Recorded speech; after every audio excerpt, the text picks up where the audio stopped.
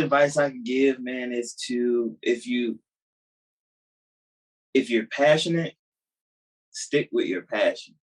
You know what I'm saying? Like, don't allow social media to shift or guide that passion because it's your passion. If you're passionate about nature photography and you love taking pictures of trees and trees only, take pictures of trees and trees only. Because it's somebody out there that is just as passionate about trees, um, if not more than you are. Yo, what's up? It's your boy D'Myron Guidry. I'm the owner of DG Media Company, and you're watching What's Your Hustle podcast. What's your hustle? What do you do? Here to bring money and attention to you. A lot of people want to know, you gotta give them the truth. Here to run the numbers up, we about to go through the roof. What's your hustle? What's your hustle? Here to talk about your grind, how you spend your time. We done brought you to the show, you gotta speak what's on your mind. What's your hustle? What's your hustle? What's your hustle? What's your hustle? Once again, I want to welcome you to the What's Your Hustle podcast. So, bro, why don't you tell us a little bit about your journey? Like, what made you even want to pick up a camera in the first place? Let's see. My journey started back in 2014, man. Well, I'll say 2013. I didn't start actually doing videography though until about 2013. Until about 2014. But I've always been around music my whole life. So like since before I could remember, my dad had this music group. He was a part of Trackhead. And so they would do music, do shows, different stuff like that. And I was always like sort of behind the scenes. So I got to see some of the photographers and some of the, videographers that they had with them doing the music stuff. But one specific year, man, they did a music video. And the videographer, his name is Michael Cooper. But he stayed with my family during the time that they were shooting.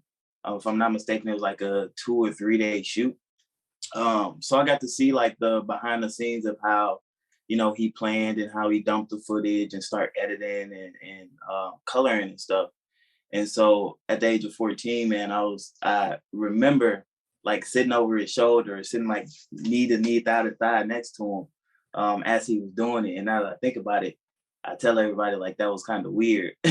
But man, since that moment, like watching him do that, I was like, yeah, this is what I want to do. I was always intrigued on the fact that you can bring many different people, many different locations, and many different assets together to create one specific nice piece. And so like being able to see a little bit of the behind the scenes of how that's done. I knew it was a lot of work, but it was something that I was ready to take on. So yeah, it started back in like 2014. Man, that's what's up. We actually had Mikhail Cooper on the podcast last week. So that's dope. That's dope. Yeah, his episode will be airing on Wednesday, so you may want to check it out. Definitely. Yeah, but that's what's up, man. So 2014 and Mikhail Cooper actually kind of like inspired you. And, you know what I'm saying? That's what's up, man. That's what's up. So so after that, then what happened? So after I'll say around 2015, man, I've been begging my parents for a camera. I didn't know what type of camera to get. I didn't know, really nothing about videography or photography. And I honestly didn't know what I wanted to get into. I just know that, or I knew that I wanted a camera. So they eventually got me a little HP point and shoot for Christmas. It was a little red joint. And like I was ecstatic. I could find myself going outside at 7, 8 o'clock in the morning before school, grabbing footage of leaves and, just different stuff around my house to practice coloring with and editing and stuff. And so Actually before that, I asked for a laptop too. And so they got me the little, it was a HP like tablet laptop 2-in-1 type of thing. So I figured out how to get Sony Vegas on that. And that's where I started at with like the editing and stuff. But like, yeah, I would find myself just any type of free time that I had, whether it was at home, whether it was, you know, during passing time at school, I would find myself practicing and getting footage to practice with. Didn't really know what I was doing at the time. I did know like the fundamentals of like composition and lighting and all that good stuff. But it was just the fact that I was out there doing it that made me want to do it more, you know, and I knew that I have the drive and the passion to get to where I wanted to be. So I just had to start somewhere. And so that's really where I started. From there, man, as I continued to grow my craft and to just like gain different experiences, I eventually started doing music videos and stuff for local artists in the area. Started doing those for free and little to no money. So I was reaching out to different artists that I felt, you know, was good and popping at the time to see if they allowed me to shoot for them. And my homeboy named Isaiah Fisher, we used to go to school together. We both graduated now, but he allowed me to do a music video to one of his songs. It's called Save My Soul. And man, that was one of the first videos that actually got my career on and popping. From there, like I started getting people, you know, reaching out to me, yo, how much you charge for a video, this, and that. And with me just now getting into that game or getting into the industry or whatever, I didn't really know what to charge. So I was doing a lot of it for free and little to no money. So like $50, $100 here and there. But as I progressed and started to work more with artists and other creators and stuff in the area, of course, my production value grew. So yeah, just over time, like it's been a lot of practice, I would say. It took a lot of practice and stuff before I was able to even get to the point to shoot for other people. So yeah. So how long were you practicing on your craft before you actually start charging people like real money? Oof. I didn't start charging people, man, actual money until what, like 2018, 2019. So not too long ago. It was a lot of, for years, a few years, I was doing, you know, free work and stuff like that. And I actually, now that I think about it, I was nervous to charge people more because I didn't feel like my craft was up to that standard to be charging people, you know, $200-300 for a video. But again, as I practiced and as I learned more as far as like the fundamentals and the knowledge of composition and lighting and all that stuff, I realized that it's more than just pointing the camera and shooting and pressing record, and then going back and editing. So once I got that established in my head, I then knew, like, bro, you need a little bit more money for the time and effort that you're putting into these projects. And then in return, that was, I don't know, at the time I felt like that was going to push me even more. But later in my career, which we'll talk about that, I guess, a little bit later as it comes up. But later in my career, I realized that the money is, I mean, if you love what you do, the money gonna be there. So yeah, it took me a while though to actually start charging people a decent amount to do videos. Pretty recent actually, in 2019, 2018, 2019. So if you could go back, what's something that you would do differently, or do you feel like there's nothing that you would do differently, if everything happened for a reason kind of thing? What would I do differently? Right? Like business wise, like in the realm of like doing business, like with everything that you know now, in regards to like charging artists and so forth. If you can go back, what would you do differently that you feel like that could like help excel you quicker? You get what I'm saying? Yeah. So, man, it was a lot of trial and error. So I guess what I would have done differently is figure out, not even really figure out, but learn like actual pricing and how much your production value is. Well, first of all, I would have learned what production value meant. So like the whole pricing and knowing your worth aspect of doing this business is something that I would have learned or done differently back then, because I didn't really know what my worth was back then. I didn't know anything about like production value and equipment, and if you got certain this and certain that, you could charge more based off that. But like back then, I was just trying to shoot, man. I was literally taking on just about every project I could get, and over time, that kind of burned me out with doing this, and I sort of lost the passion of doing videography and filmmaking. So if I could go back and change anything or change one thing, it would be knowing my worth and like the actual pricing aspect of doing videos. That's dope. That's definitely important. Knowing your worth and knowing your true value. Yeah, For all the experiences and everything that you've been through. The price got to be up there. It's got to reflect. for sure. And it's crazy that you say about like the experience and stuff too, because I talk a lot with upcoming videographers and content creators, and a lot of them have that issue as well, like pricing and knowing their worth, and they think it's like the knowing your worth part and the production value. A lot of entry level content creators think it's just about the camera and the lenses and the equipment and the backdrop, and different stuff like that.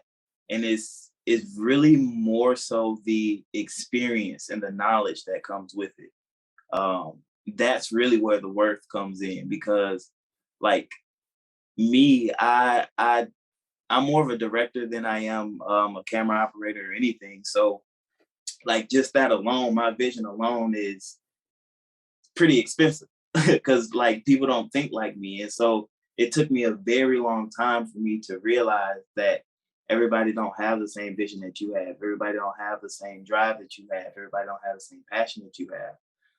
So like your worth is specifically your worth. It's not necessarily about the camera you're using, the lens you're using.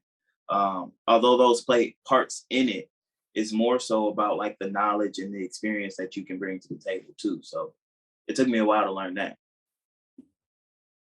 Man, that's dope, man. I'm glad that you having conversations with content creators and other videographers. Because I remember when I was starting out, I didn't really have nobody like mentoring me or like giving advice. Like, and don't get me wrong, like I was asking, but nobody was like giving it.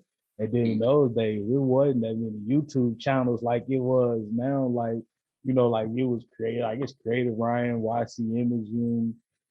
Man, I can't think of nobody else. Flash Film Academy. It's like all sorts of people that's just dropping game. But when I first started, those channels was not out. It was like Lynda.com, and it was like one other joint.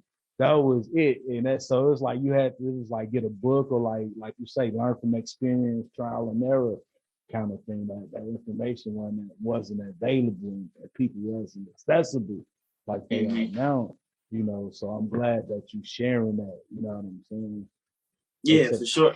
And I make it my business, bro, to share that information and stuff too, because like you say, I didn't really have people to reach out to mentor me.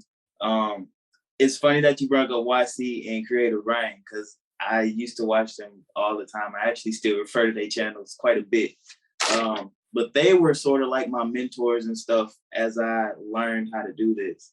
But like having a physical, you know, somebody that I could reach out to and get feedback from, I didn't have that. So again, a lot of it was trial and error. And I know, and I feel that if I had that mentor that I could get that feedback from, like, you know, just sending little clips or something, yo, how this look? What could I improve on? Little stuff like that, I feel like would have helped me in my career and further my value as a person and as a content creator. But then it also helps motivate and inspire too. Because if you're getting that feedback from somebody that you look up to, right, and they're, you know, it depends on how you take constructive criticism, but I'm pretty sure if you get into this game, you can take constructive criticism pretty well. But like that, just hearing, you know, somebody give you feedback on how you can improve, or just saying that it looks good, or, you know what I'm saying? Like that is very inspiring and motivating. And that little bit of information can go a very long way. So yeah, I try to make it my business to help out upcoming content creators and stuff like that, because I didn't really have that help. So that's one thing that I make sure I do to the best of my ability. So, what so outside of like music videos, like what other type of industries have you dabbled in? Woof. Like I say, music. I do a little bit of music. That's more so like a hobby, and that's because I've been around music my whole life.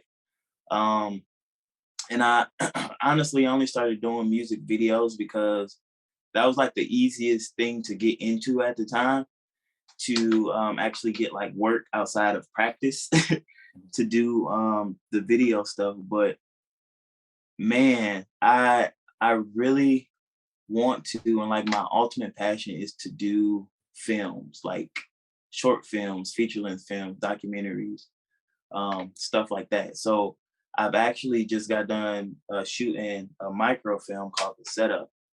And it's basically like a spinoff of a film I did like 5 years ago when I first started. And so I plan on actually doing one short film or microfilm per month for the rest of the year to get that passion back going and stuff.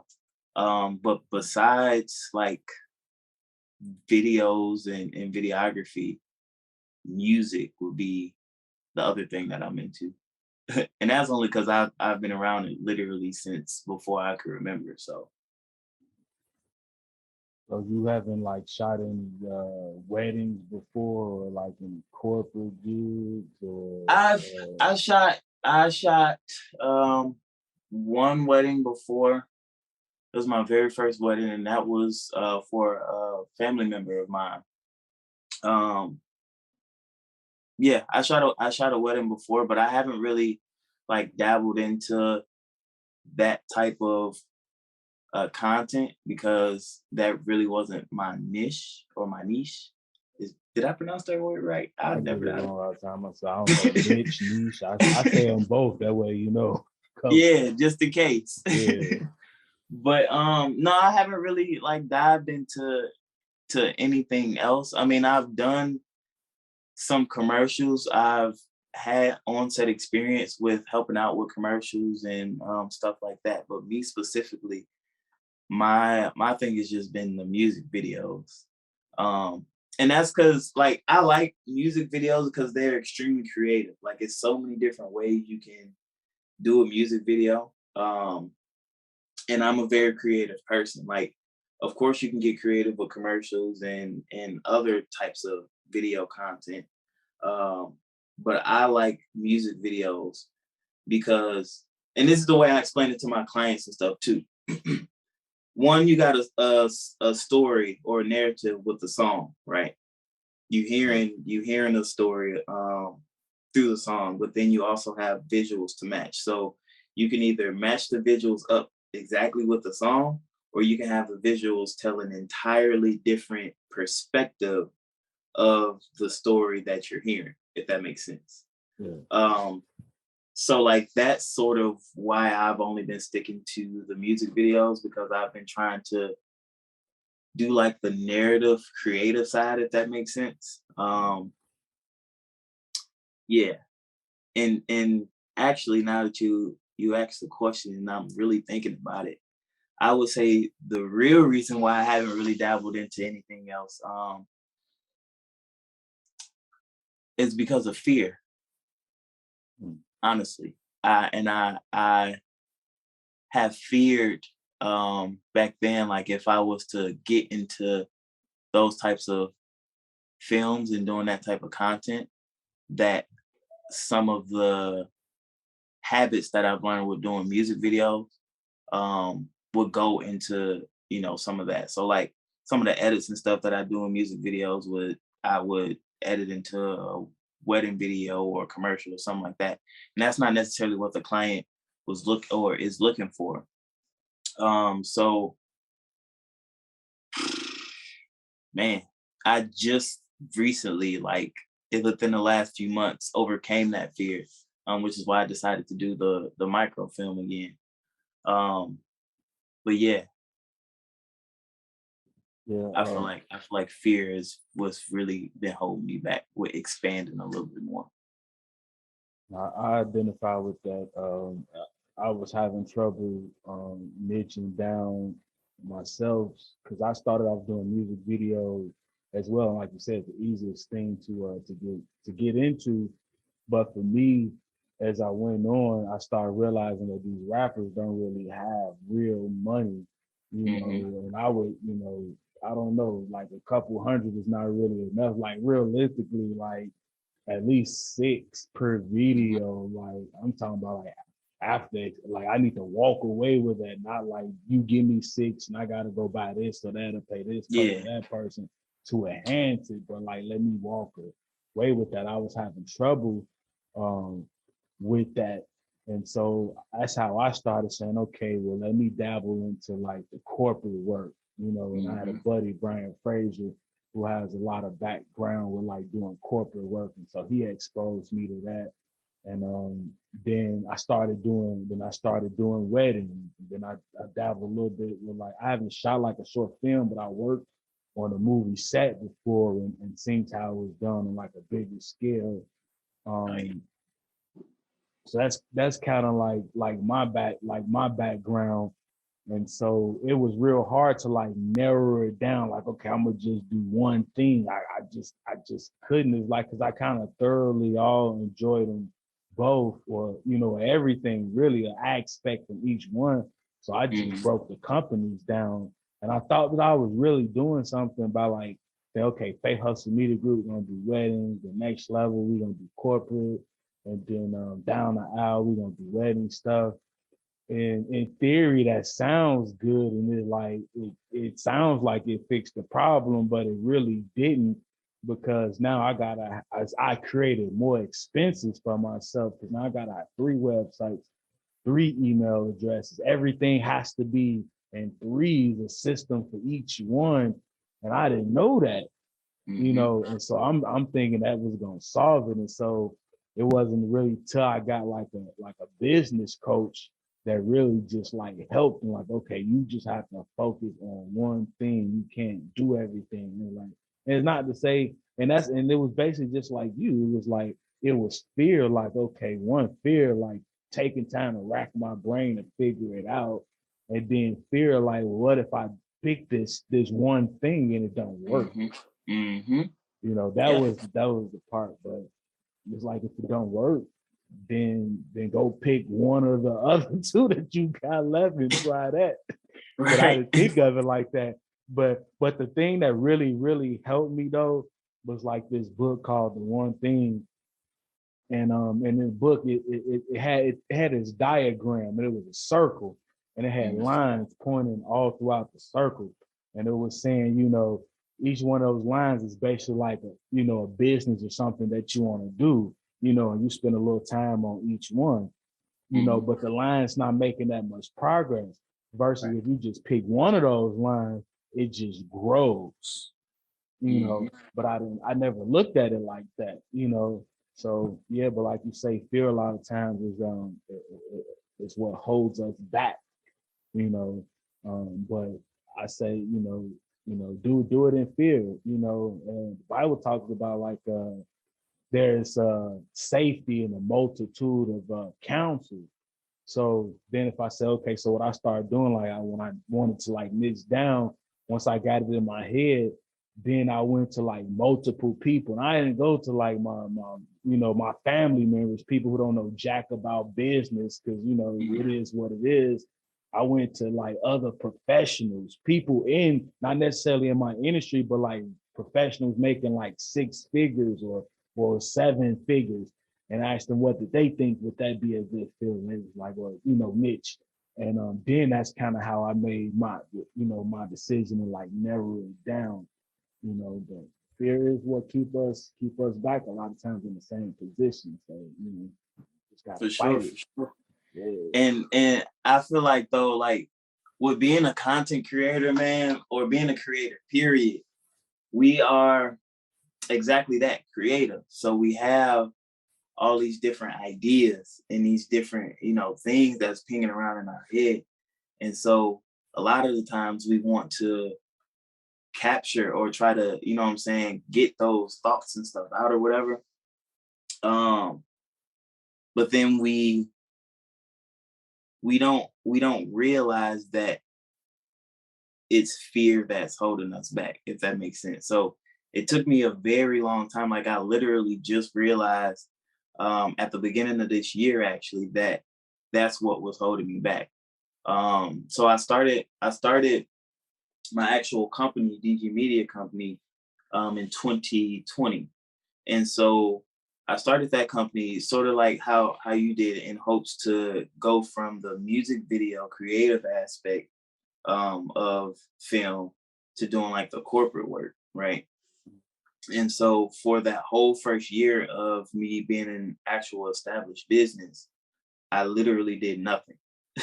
You know what I'm saying? Like I didn't have no type of clients to do commercial work. I didn't even have a real, to show that I can do commercial work, corporate work. And so although, I took that chance and that leap of faith to actually start my business and do that, and make everything legalized and stuff, I still had that fear that what if this don't work? You know what I'm saying? So I never really got to execute or to even push, that the corporate side of it, because I was so stuck on one, making the money from the music videos and the easy work. But two, I still had that fear in the back of my mind, like, okay, bro, if you drop music videos altogether or stop doing as many music videos as you're doing, right? Where's your income gonna come from? What if you can't secure these high-paying clients that you're expecting to secure? What if, you send somebody a reel and they don't like it? You know what I'm saying? And I never really had to experience that with doing the music videos and stuff, because like that's kind of where I started. So from a lot of my clients were able to see where I started from, like the very first music video I did to where I am now. So that was sort of like my reel and my work and my portfolio. So I kind of already had that. I didn't have to start over. You know what I'm saying? And so, yeah, it took me a very long time to actually realize what was holding me back from getting to the next level. And I'm honestly still not where I want to be. It's all a work in progress, and it's a process at that. But realizing that what was holding me back improved a lot in my personal life and in my business life. So yeah, I agree. I agree with that statement. How were you able to consistently get music video clients? Because when I started out, like I said, I struggled with that. I enjoyed music videos, but most of the artists, at least the ones I came across, didn't really have the budget to do them consistently. So therefore that had me, jumping into other places. Like if they was consistent, like what you sound like your story was, I probably wouldn't be doing anything else. But because it was scarcity, it wasn't. That caused me to look for food at other places. So I'm curious to know, like, how did you maintain it? Like, this kind of tie back into like the knowing your worth thing. I did a lot of deals, bro. I did a lot of deals. Like I, initially when I first started out, of course, I was doing them for free. Then I was charging maybe $150 per video. And then after a while, I bumped that up to like $250. And eventually worked my way all the way up to like $500 per video. But even then, even now to this day, I still, do deals. And it's not necessarily to get clients or to get work, but I like to help out. Like I say, I help out with content creators that are looking to, get into this career path. But I know that a lot of upcoming artists and local artists don't have the budgets to put, 10,000, 5,000, 1,000 in a music video and do it consistently. So I know like last year or the year before, for the entire month of February, I was accepting whatever budget, they had. And then I would just shoot according to the budget that they had. You know what I'm saying? So if they came with me with 150, 250 bucks, I'm not gonna go out there with, the big cinema camera and a bunch of lights and different stuff like that. And then again, that's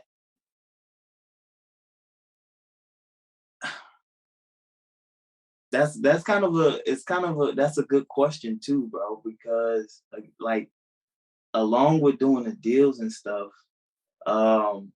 that kind of plays again back to the know your worth part. So along with looking out and, helping out local artists, I also on the flip side didn't feel like I was worth $500 per music video, $350 per music video. So when I would say, okay, bro, I need 300 to do this video, they say, well, can you do 250? Can you do 200? Deep down inside, I knew like that's not gonna be enough for me to, what I'm saying, to be comfortable with. But I still took the job anyway. So it's like a mixture of all those things, helping out the community, knowing my worth, and just those two. I'll just say those two. Helping out the community and knowing my worth.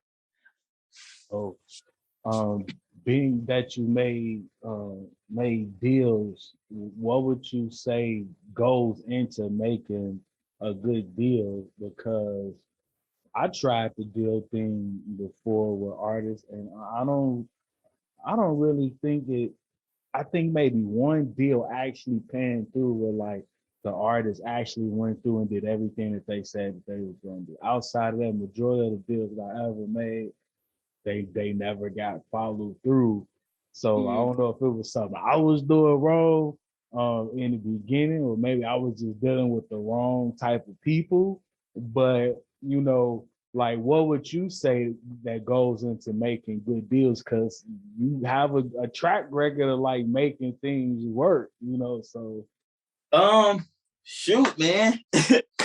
Again, there was a lot of trial and error, bro. Like for a very long time. I didn't do deposits. I didn't do like none of that. And so I had a few clients. This actually happened to me a few different times, man, where, we were all the way up until the shoot day, right? And then the client bailed. They didn't show, no show, stuff like that. So that eventually made me start doing like the deposit thing. But as far as doing deals and stuff, the way I usually do my deals, if it's less than, if it's 300 or less, I usually just have them paying full. And then that way, like, I know for a fact that they're gonna, be on time. They're gonna come ready to shoot and stuff like that, because you already gave me your $300. You're not gonna want to waste $300. And I don't do refunds anymore. So like the deposits and stuff, they are non-refundable. And when you pay in full for these deals, like the 250, the 300, stuff like that, they're paid in full. So if you were to if you were to cancel the day of, different stuff like that, you won't get your money back, one. And or two, you have up to 30 days to like reschedule. Now, the flip side with that is that put a lot of stress and work on me individually, because I would have 5 or 6 different videos on the table that needs to be edited, and then have 4 or 5 different people trying to catch the deal. And so, like, I don't know. That's where I started. So like the base of how I do my deals and different stuff like that. But then I also like to keep the client in mind too. So if they can't pay the 250 in full or the 300 in full, I usually ask for the majority of that. So 75% of that to be paid, before we even talk about shoot dates.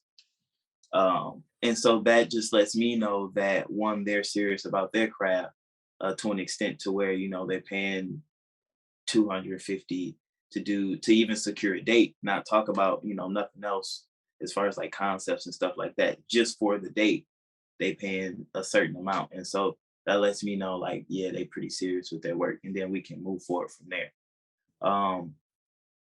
But yeah, I kind of like to look out for the clients and stuff too with doing those deals.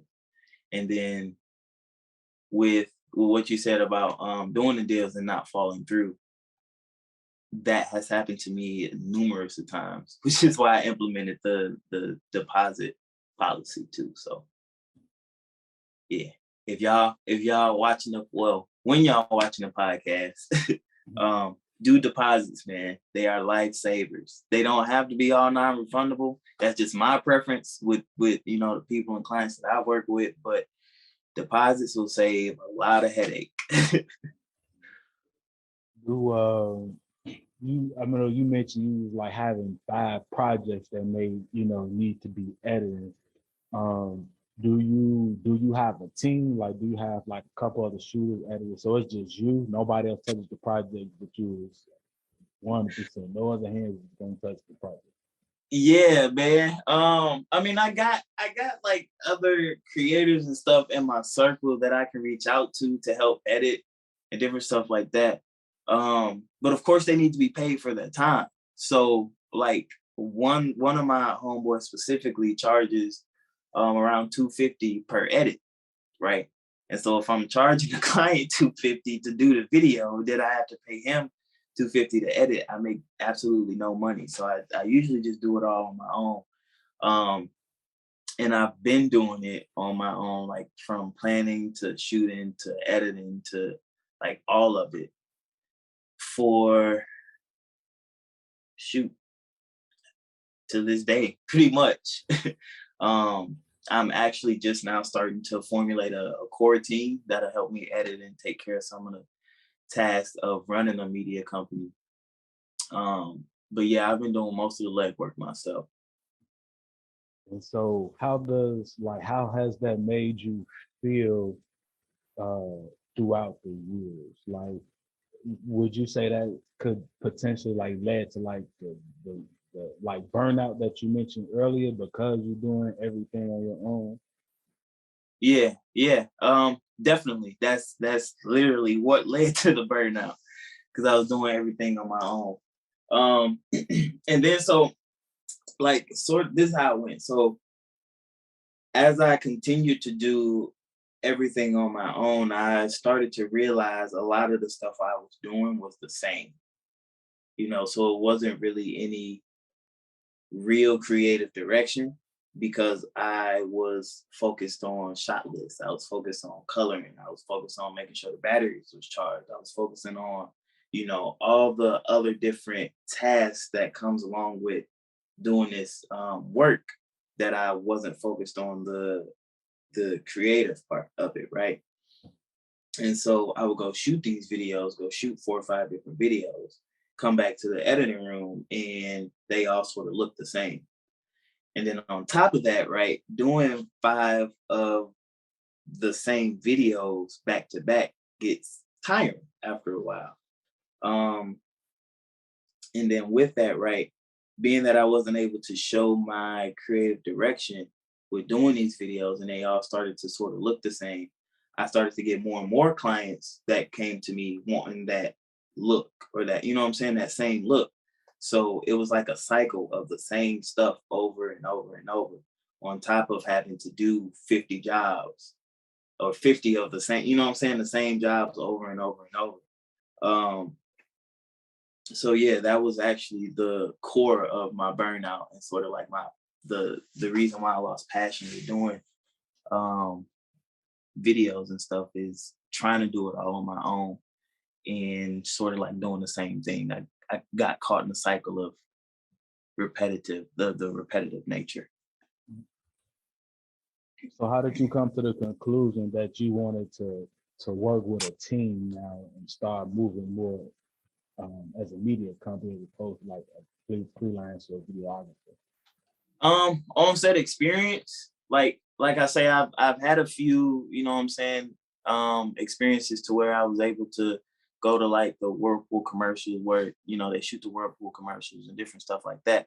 So I was able to see what doing this job is like with a team. So the directors specifically focusing on directing, the camera operators specifically operating the camera, like it delegates and it relieves so much stress and so much relief from everybody. And then like as far as specifically the music video aspect, my homeboys Jimmy Ball, Davey Askew, and Ryan Real, they're down in Atlanta now, but they go by they have their media company, Real Shooters. And working with them, man, is incredible. Like having an actual team that knows, you know, how to do the same things that you do. So if you don't have the capacity to do it, somebody else can sort of like pick up that work. It's tremendously helpful and a stress relief. And so after like my first time working with them and actually being on set working with a team, I'm like, yeah, bro, I can't do this by myself much longer. You're not gonna want to do it. And me realizing that if I continued to do this by myself, I wouldn't be able to do it, made me like, you need a team. Not I want a team, you need a team, or you're not gonna be able to do what you love to do.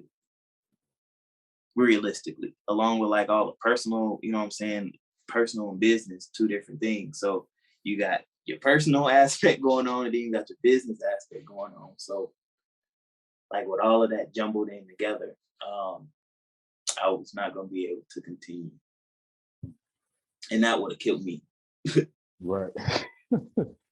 But definitely working by yourself, man, that stuff is definitely for the birds. Yeah. It's taxing on you in all aspects and ways that you're not even thinking about. All because we want to save, you know, a couple dollars. All that could be avoided. Is, you know, it's simple. It's just charge more and get the appropriate people that you need, pay them the money, and then you keep what's left. That's in simplest terms. It's the business, right? And it took me, man. It took me the longest to actually like realize that. My mom, like I watched, you know, the motivational videos and stuff. My mom showed me this specific video of P. Diddy. He said he paid people to do the stuff that he don't want to do. He said, I pay too many people to do stuff for me, you know what I'm saying, to be stressed out and different stuff like that. And so that video resonated with me. Like, bro, just pay people to do the stuff that you don't, you know what I'm saying, don't want to do. And your life wouldn't be as stressful as it is, as far as like the video aspect of it. So yeah, that resonated with me for a minute. I was listening to Rich Dad Poor Dad by Robert Kiyosaki earlier this morning, and in there he said that intelligent people hire other intelligent people. But when he said it, I was like, okay. you just hire people that's smarter than you and more competent than you. Like, you don't have to know everything. And I think that was like my downfall, probably starting out in the beginning. I think that's a lot of creators' problem in the beginning. You just get wrapped up in like gear and all of this stuff, and just or if it's not gear, you just spending your time focusing on something that you really don't need to be. You know what I mean? It's like, figure out what you need to do, focus on that, and everything else just outsource. Yeah. That's my biggest problem. Well, it was, and it kind of still is. Like, I'm learning more and more every day to outsource. Yeah, that was definitely my biggest problem with outsourcing. I felt like if I outsourced, it was sort of like downplaying what I was capable of doing. Like, let's take post production for instance. Coloring. I'm not the best colorist, but I know how to color, if that makes sense. And so, like, I knew that I wasn't the best colorist or whatever, but my pride in me, being so used to doing everything on my own, it took me a very long time to reach out to somebody specifically for color. You know what I'm saying? And so I say pride got a lot to do with that too, as far as like outsourcing, because especially coming from a freelance background, if you've been doing majority of the legwork yourself, it gets kind of difficult to outsource and delegate those tasks to other people. One, because you kind of got that fear of them not doing the job the way you expect it to be done, or you know what I'm saying? Like, you don't fully trust them to get that job done. But then on the flip side, that pride thing, to where like, I know how to do it. I don't need to pay nobody else to do it. I can do it, blah, blah, blah. And that's not the case, because you're going to stress yourself out. I think the way I kind of look at it is like, it's good to it's cool to learn all of those things in the beginning, to know like every intricate part of what it's going to take to make work. And then that way, when you outsource and you delegate, you can say, hey, it only going to take 2 hours. And because I've done it for the last 5, 10, 20 years, so I know how long something's going take. So it kind of be hard for people to pull a fast one over on you, things of that nature. But just in general, you just know how it works, But, yeah, I agree. Yeah, outsourcing though is definitely a big thing. I was telling a content creator earlier today. He was like, man, he like you, he had a bunch of edits at one point. Well, currently right now, I forget how many of them he had. I said, why you just don't outsource? Just pay somebody whatever they fee is, couple $100, $300 for it. And it wasn't necessarily the money that was the issue for him. It was more so, like you say, kind of like the quality standards of it being done right.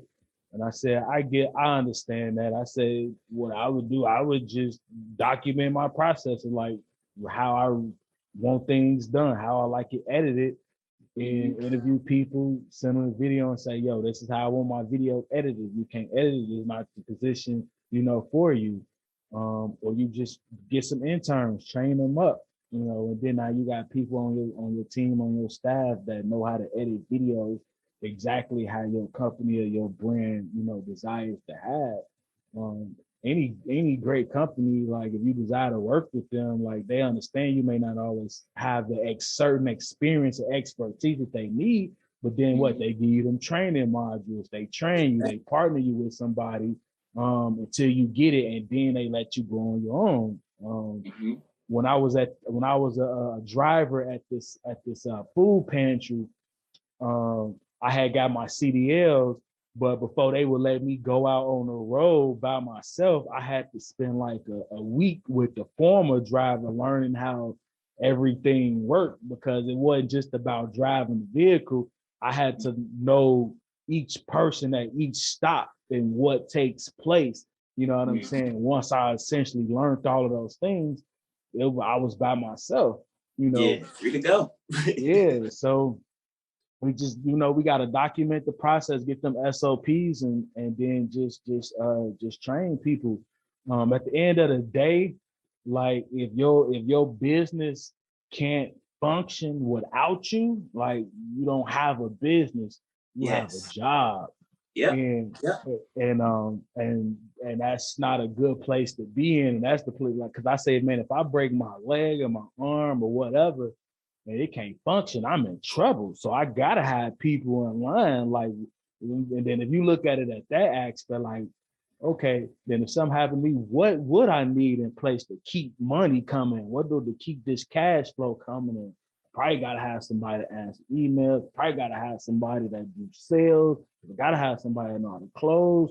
Gotta have somebody that can do whatever the case may be. Like, what bad positions do you need to keep money coming in? I'm not saying one should try to operate off like bare minimum, but I'm just saying though, like until we get certain things in place, if something happened to us, we in trouble, and that's a bad place to be in as entrepreneurs.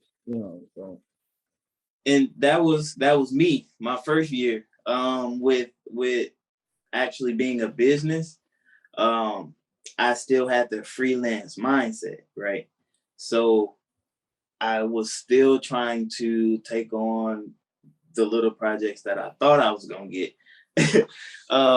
I tried to take those on by myself, and it wasn't until late last year, I stumbled across a video that basically said the exact same thing you said. In order to run an actual company, right, you have to exclude yourself out. So how would this company run, or would this company run if you were sick, or if your arm was broke, or if you weren't a part of the company? And so like once I realized that, I then it hit me even more like you need a team. So yeah, like that part specifically, being able to delegate the tasks and stuff to people is extremely important, because like you say, if you was to break your arm or break your leg, or fly out for a funeral or something, business can't stop running. So yeah, that's extremely important. So once you identify that you needed a team, like what were some of those steps that you took to like put those people in play? Was it like identifying who all I need and then just going on the hunt for them? Was it like looking like who's around you right now that you can utilize? Like, what was that like? Yeah, so that's still a work in progress. I'm still trying to figure out the ideal way to do onboarding and stuff for team members. But yeah, like once I found out I needed a team, I then excluded myself from the whole process. Like if I was a client, right, what would be, the steps from the inquiry all the way up until the delivery. And so once I realized, okay, I need an accountant, I need a secretary, I need a camera operator, I need this and this. I then reached out to the people that I knew could do these things, to see, like what's their rates and different stuff like that. And one, to see if they are even interested with coming to partner or work with me. But like that's me personally, that's still something that I'm trying to figure out. I just personally made the decision to follow my passion. So like I say, I'm starting to do one short film per month for the rest of the year. So as I'm doing that simultaneously, right, I'm doing casting calls, I'm doing crew calls. And with doing these a month, there's rehearsals and different stuff like that. So I'm sort of like weaving out the committed people, the dedicated people, to eventually offer them, like a permanent type of deal. But yeah, that's still something I'm trying to figure out. Cause like just reaching out to people, you can reach out to some people, or to certain people, or people you think would be, good for you. And everything may be fine and dandy at first, but after a while, true colors and stuff began to show, which that's life. It's a part of life. I've learned to accept that. But like I'm at a point in life and in my career to where like I'm no longer chasing things. I'm no longer chasing the money, chasing the clients, chasing the projects. I'm letting that come to me, if that makes sense. And so the way that I'm allowing that to come to me is following my passion and what makes me happy. And with me being able to do and create for me and the stuff that I want to create for, I'm able to one, give it my all. So I know I won't be burned out, et cetera, et cetera. And then while we're also doing it, so like for the short film we just did, it was I think like a 7 or 8 person crew, cast included. And so it didn't really feel like a job. Like I wasn't there trying to, I was the director, of course, but I wasn't there trying to like, you know, make sure the camera operator was operating the camera right, like micromanaging. Being that it was something that I was passionate about, I didn't really care too much about the mess ups or the mix ups, because I knew that regardless of what happens today, I enjoyed myself with doing this film, and I know that the deliverable that we're gonna create is I'm gonna be happy with it regardless. So yeah, I'm still trying to figure it out a little bit with that, but I think I'm just going to allow it to come to me instead of trying to go find it. What would you say is some what would you say that it takes to be a great leader, especially in terms of like what we do with delegating and have to direct people and so forth? Listening, bro. Like being able to and this is more so a life lesson than just specifically for content creating, but listening, being able to listen and compromise, because we're all different. We all have different perspectives. Like you and I may see, the color red, but that red may be a little bit darker to you than it is to me. You know what I'm saying? And so I have to be able to learn to accept that and be able to be open enough to say like, okay, that may be a darker color red, or it may be better to shoot with a 50 instead of a 35, or what I'm saying, stuff like that. So being able to listen and be able to compromise, and then after being able to listen and being able to compromise, being able to communicate properly. So, not being rude, not being, disrespectful, asking people, using your manners, different stuff like that. Although that sounds like, pretty cliche and different stuff like that, those are very important aspects to have as a leader, just period. Because like I say, we are all different, you know what I'm saying? And so people may not perceive things as you perceive it, and that's perfectly fine. Yeah, so being able to communicate, being able to be open and have that perspective, and having fun. For real, like having like and I say having fun with being a leader, because as a leader you have a lot on your shoulders already, right? With being a director specifically, you have just about everybody on set, or the heads, I would say, of everybody on set coming to ask you questions. And it may be 5 questions at a time.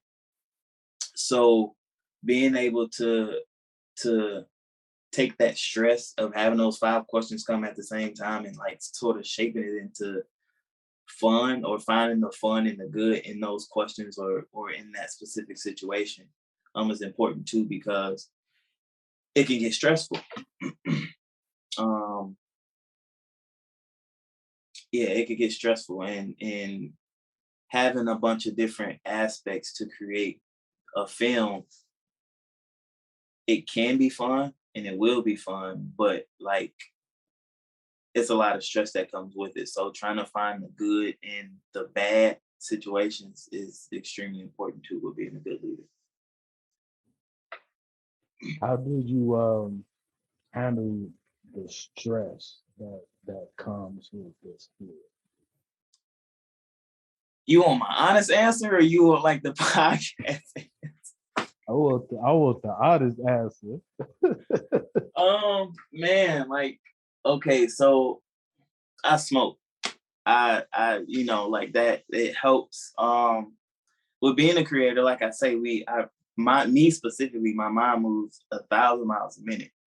So being able to take that little time and to be able to relax, that helps. But when I can't do that, I meditate. I take time to breathe. I take, when I feel like I'm getting stressed, if I've been working on a project for 4 hours, right? And it has a deadline, I'll go take a nice break. I'll sit back from the computer, turn it off, whatever it is I need to do, sit there and breathe until I feel, what I'm saying, that I can continue and have that capacity, because if you don't, it'll never get done. And I've actually been in those types of situations to where I overwork myself to meet deadlines and different stuff like that. And the deadline like was even further than what it would have been if I took a 5 to 10 minute break. You know what I'm saying? So it's a matter of like trying to find that balance between work and play. So play just as much as you work. So if you're working 4 to 8 hours, take that same 4 to 8 hours and go do something fun. Yeah, I recently heard something. I don't know what the term is, but they like, work for 1 straight hour, and then, I think it may be like break for an hour or 30 minutes. It's not over that though. But have a solid hour of work and solid playtime and back to work. So yeah, I don't know. I came across that too. I think it was a YouTube video. I actually seen it in a couple different places, which is why I started doing it. But yeah, I work for like an hour or two, and then I take a 15, 20-minute break. And at first, it didn't seem like I was being productive. I wasn't really getting any work done. But as I started to do it, like for that first whole week, by the end of the week, I realized like, yeah, bro, you actually got a lot done, way more than you would have if you tried to do it continuously. And so from there, it's been stuck with me, like try to find that balance between work and play. Play just as much as you work, in my opinion. I remember I was in school, my professor, he would say, he called them like commercial breaks, but he was like, it's just like, a TV show, he says it's 30 minutes, but it's really not 30 minutes. It's really like 15 minutes of the TV show and then 15 minutes of commercial. So they show you a little bit of show, then they show you some commercial, show you a little bit of show. And I never thought of it like that. He was like, but this is how we gonna conduct this class. But that kind of just brought back to my memories as we were talking about it. That. Yeah, that's dope. I'm gonna use that. It's like a TV show. Exactly. Yeah. It's exactly like a TV show. Yeah. So, in regards to like just like being an entrepreneur, like what's some advice that you can give some up and coming directors or creators that's like looking to get in the field? They just real passionate about their craft, but they don't necessarily know how to like really monetize that the best way. Like what advice would you give them? Best advice I can give, man, is to if you're passionate, stick with your passion. You know what I'm saying? Like, don't allow social media to shift or guide that passion, because it's your passion. If you're passionate about nature photography and you love taking pictures of trees and trees only, take pictures of trees and trees only. Because it's somebody out there that is just as passionate about trees if not more than you are. And as far as like being able to monetize and take it to the next level, I, again, passion. Like the passion side of it has to be there, because that's what drives you. That's what makes you want to get up at 7, 8 o'clock in the morning and research on how to do this, how to do that. That's what drove me when I first started, was the passion of creating film. Um, I didn't know where the money was gonna come from. I didn't even know if I was gonna be able to do music videos, or you know what I'm saying? Like, I didn't know if this career was, you know what I'm saying? Like, if it was gonna be successful for me. I just knew that this is what I love to do and this is what I'm going to do. And over time, with me following that passion and even losing the passion for a second, regaining, like, yo, you like to create narratives, you like to tell stories, you like film, everything else is going to fall into place. That kind of goes back to like how I'm creating the team with these short films and stuff that I'm doing. These are passion projects. And for those who don't know what passion projects are, is basically that, a project that you're passionate about. Nobody is paying me to do these short films. Any money that is needed for the short films, I'm paying for out of pocket. And so, like, with me following my passion with doing these short films and finding and weaving out the people that are dedicated to doing this passion with me, right? They not getting paid to act. They're not getting paid to come help with, camera operation and different stuff like that. So me seeing that you're still dedicated and not getting paid for it, and that you actually like have a passion, shows me that you are, wanting to take it to the next level. And like I say, as long as you follow that passion, it's someone out there that's either going to help you get to the next level or take you to the next level, to where you want to be, if it's not yourself. So yeah, like I'm extremely big on passion, being passionate in what you do. Yeah, How much would you say God played into your success? a lot, a lot. Still to this day, to this very moment, a lot. Because it's a battle. Passion is an internal battle because no one else out there has your passion, specifically you. Like, no, there's not another Cory Pringle that is as passionate as you are about, you know what I'm saying, about what you do. So on the flip side to that, right, you also have that inner thought in your head, like, okay, yeah, you passionate about this, but you need money. Yeah, you passionate about this, but you got bills due. Yeah, you passionate, you know what I'm saying? So it's like an internal battle. And so having that drive and that passion, it's like you gotta have a faith with it too. So I know for a fact that me personally, I wanted to quit multiple times. This year, I wanted to quit multiple times. And it's because, like, being an entrepreneur, it gets hard if you start to lose that passion and that drive, because you don't really have the motivation or the inspiration to get up and do the stuff that you know what I'm saying, that you want to do. So um it takes a lot to, I'm not gonna say it takes a lot to have passion, because it doesn't, but it does. Like, everybody's not gonna see your vision either, and it took me a while to realize that, like, everybody don't perceive the way you perceive. No one's gonna perceive the way you perceive. I mean, they can perceive the way they perceive and like compare the two, but no one is gonna know exactly the way you feel, the way you see, the way you think. Um, but you. And so like you have that battle back and forth on if you should do it or not, if you should, and so um I've been like praying and meditating and just asking for guidance on the next steps in my career.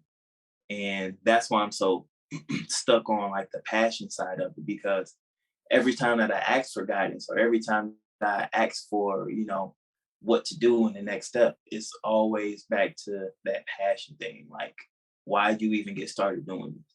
Literally, that's one of the questions God asks me. Why you even get started doing this? Um, and I had to realize because I like telling stories. This is what I want to do. And then he asked me, well, are you telling stories? Are are the music videos and stuff that you're doing now are they narratives? Are you telling stories and all? And I wasn't. And so I had to kind of like force myself to let that go because I thought that was my passion, but it wasn't. And that's why I was getting burnt out. That's why I was getting, wanting to quit and different stuff like that. And I still do music videos, of course, but not to the extent that I did them. And the only way that I will do a music video is if it's, some type of storyline and stuff behind it. So, oof, yeah, it's an internal battle, and like God plays a huge part in that because your relationship with God is between you and Him. So, like internally, it's like you're battling with yourself, but you're battling with, what I'm saying, with God too. Um, and it's not really a battle because you're gonna lose. You're gonna lose. And losing as in like you can't fight passion. You can't fight what's meant to be because it's meant to be. So yeah, God plays a huge part in my life every single day, every moment of the day. Um, you got any like last words, last thoughts before we hop off of here? Um, no, I mean, let's see. I would say I do. I have two thoughts. First thought um would be for the content creators and people that's looking to start in this industry field. Create for you. Just create for you. Don't try to compare. Don't, when you're watching the YouTube videos on, some of the gear and stuff you buy, although you don't have that gear or you may not be able to get it or whatever the situation may be, as long as you are happy and content and joyful while creating and in the stuff that you create, everything else will fall into place. Um, and then the second thing is, along with DG Media Company, I have a entity called Cineland Media Group, and that's more so on the creative side of video production. So story writers, actors, um, directors, camera operators.